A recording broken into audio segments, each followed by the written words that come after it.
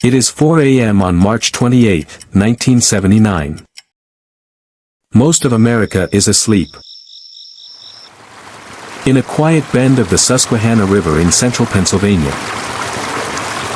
a small green light on a control panel flickers out. Nobody pays much attention. They should have. Within seconds, a chain of failures begins.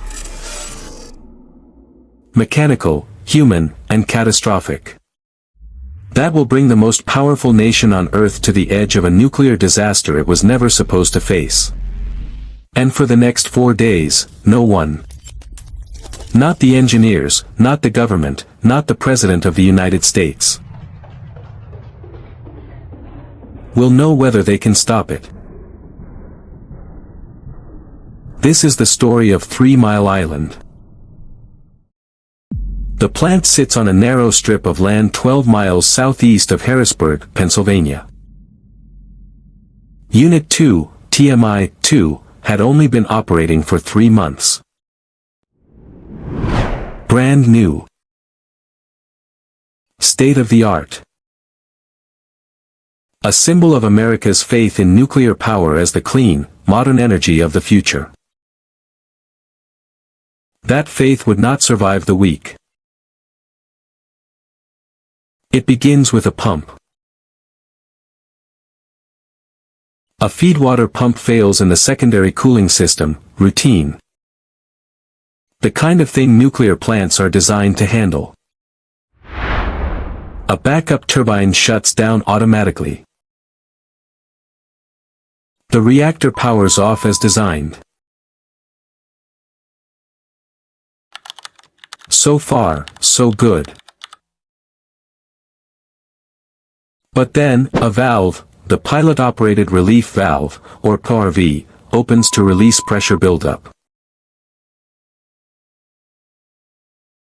That's also normal. What isn't normal is what happens next. The valve sticks open. Coolant begins pouring out of the reactor core. And on the control panel, a light tells the operators the valve has closed. The light is wrong. The operators are watching a board full of over 1,600 warning lights. Hundreds of alarms screaming at once. In the chaos, they see a pressure indicator dropping and make a reasonable but devastating conclusion. There is too much water in the system. They shut down the emergency cooling pumps, the very pumps designed to prevent a meltdown. They are trying to fix the wrong problem. For over 2 hours, the reactor core sits exposed. Its fuel rods heating without adequate coolant. The temperature climbs. The zirconium cladding around the fuel begins to crack. Radioactive gases escape into the containment building.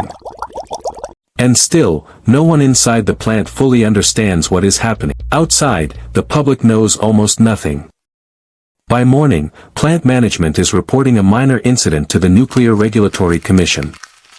Pennsylvania Governor Dick Thornburgh is being briefed on something he is told poses no immediate danger. Local radio stations are running the story, small, cautious. Buried beneath weather and traffic. But inside the NRC, behind closed doors, a very different conversation is happening. Experts are beginning to understand the scope of what went wrong overnight. The core has been partially uncovered for hours. Roughly 45% of the fuel has been damaged.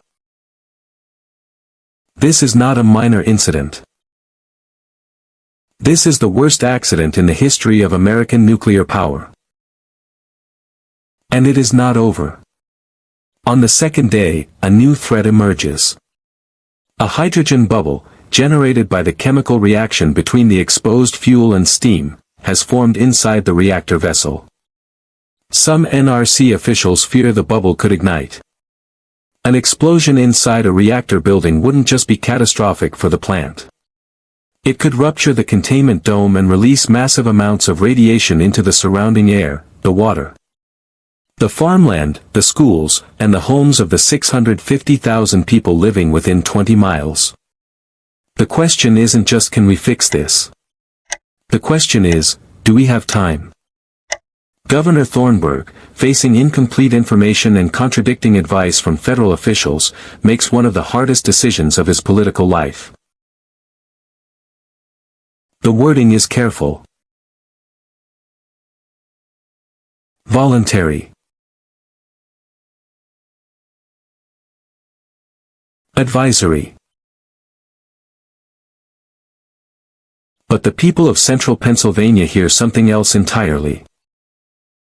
Within hours, roughly 140,000 residents leave their homes on their own. They don't wait for an official order. They pack their cars with clothes, documents, pets, and children, and they drive away from the river without knowing if they will ever come back. Gas stations run dry. Highways lock up. Schools empty. Towns fall silent. And still, the engineers work. Inside the control room, exhausted men in hard hats stare at dials and printouts. Running calculations by hand, consulting over crackling phone lines with nuclear experts across the country. The hydrogen bubble won't detonate without oxygen, they conclude. But the pressure remains, and the reactor remains unstable. And the margin for error is nearly zero. On the fourth day, President Jimmy Carter arrives at the plant. He and First Lady Rosalind Carter walk through the facility in yellow protective gear. A deliberate, carefully staged act of reassurance to a nation holding its breath. Carter was himself a former naval nuclear engineer. He understood the science. He also understood the symbolism. America needed to see its president standing inside 3 Mile Island and walking out alive. By April 1st, 4 days after the first valve stuck open, engineers have managed to shrink the hydrogen bubble. The immediate danger passes. The evacuation advisory is lifted. Families return home. Schools reopen.